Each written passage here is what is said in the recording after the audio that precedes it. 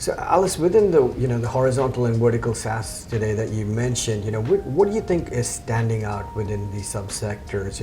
I'd just love to hear your views, kind of going a bit more detailed as to where the adoption is happening faster as compared to maybe in tourism it's a bit slower given the lack of it right now, given the current environment.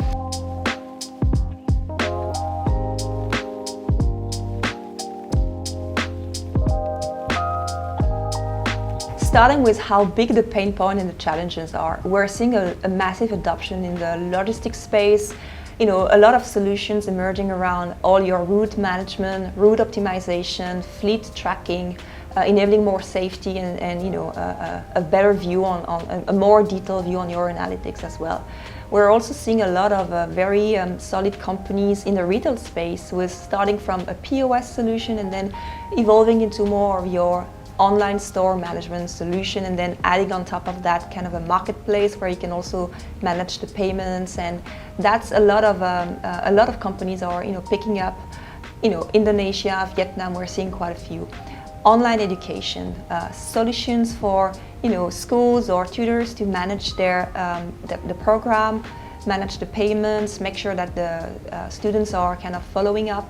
We're seeing quite a few as well. And obviously the financial services is pretty big across the region, and we're seeing quite a few solutions picking up as well. Tracking your payments, enabling KYC, digital identity, we're seeing quite a few of these. That's really interesting. And do you have a favorite among these so far?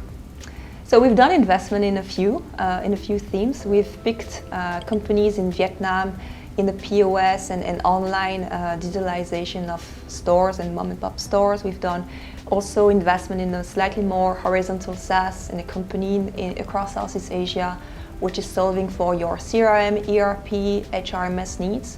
So definitely we're seeing these sub-verticals as pretty interesting ones.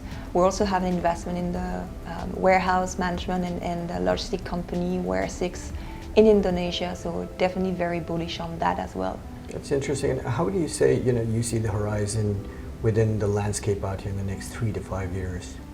So we're definitely extremely enthusiastic in the amount of funding that is that the region is getting, and that's kind of just feeding a very virtuous flywheel for the VC and the overall ecosystem.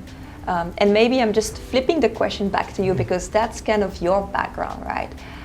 What are you seeing from a kind of funding and also downstream appetite of investors and ultimately the buyers, because that's what's kind of feeding the VC flywheel? Yeah, it's look, the ecosystem has evolved, I would say, from the last 5 years, especially when I started my banking career out here. Tech was at its earliest peak, I would kind of put it. Like today, where the Gojeks of the world or the Grabs of the world, to Seas, have done phenomenally well for this region, have kind of put Southeast Asia on the map, and India, as you see, has been printing unicorns almost every other week.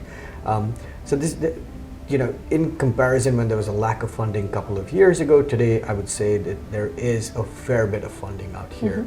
Mm-hmm. So there's a lot of downstream investment that is following VCs money in the region out here, like particularly us, where we've done really well in this space.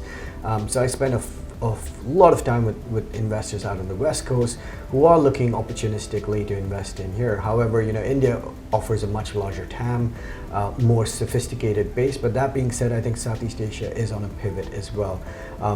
And it's exciting times ahead. There are a number, like you mentioned, Kiot Viet. Again, there's a lot of interest in that kind of company, what they're doing out of Vietnam. They're coming out. So as they expand beyond being local to more regional players, I think that will be the inflection point for them. And this is where you'll see a lot more money chasing this part of the world. And in your opinion, what makes a good candidate for acquisition or even IPO in the SaaS, especially in this region? Look, that's interesting because there hasn't been any so far from this part of the world. That if you look at it from our side, but I do think, look, there have been extremely successful IPOs globally, right, for SaaS companies, and I think Southeast Asia, for us to kind of see, or India to see that, was still a couple of years away. I think the main key will be, the drivers out here will be scalability, mm-hmm. and of course, and as you talked about, is your revenue recognition out here, the ability to kind of consistently grow year on year, to kind of 2x, 3x kind of growth, especially at a much earlier stage to kind of reach more maturity. I think the market will need to appreciate that first. Another trend that you could actually see out here is consolidation. You've recently seen that with Gojek and Tokopedia, and you can similarly see it within verticals or different horizontals that will have an overlap with each other. I think Southeast Asia offers a unique opportunity because it's, we love to coin the term Southeast Asia, but they're very different countries. Now, if there are synergies across borders and they're coming together, that again could make it a very interesting proposition. So I do think, from my perspective, you'll see a lot more consolidation in the next couple of years before you see mass exits happening from this region. And any sense of what's the, again, downstream investors or corporate appetite for domestic players versus regional players, especially in the software space? I think that's a good question, because I do think in the software space, the way people look at it, it's a lot more fungible to move overseas or to kind of expand, right? Or the uniqueness of the offering subset. So if you take it from a strategic perspective, they always look at it as adoptability, right? Whether it's a local or regional player, how does it fit within the grand scheme of things for them, and kind of how they can expand that offering subset within their own offering subset. Whereas if you were to take a downstream investor, it's more about the potential of growth, the upside on that, and where the company is headed towards. Now, most company, if you look at most downstream investors, aren't unlikely to give you money to fund your expansion. They really like to see you to go in first and have a bit of traction before they double down or triple down on that opportunity. So what's your view for the liquidity in the next 3 to 5 years in this region? Look, there is immense liquidity chasing SaaS companies, quality SaaS companies, and I do think Southeast Asia and India is at a pivot right now, right? They've started achieving that scale where you'd see in the next, say, 2 to 3 years, a lot more growth liquidity coming in to help these companies expand beyond locally to regionally, like what you mentioned.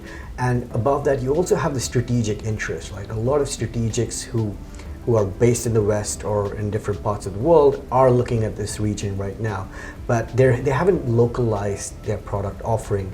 So it makes a lot of sense for them to come into these opportunities, whether they take a strategic stake or this M&A that would follow.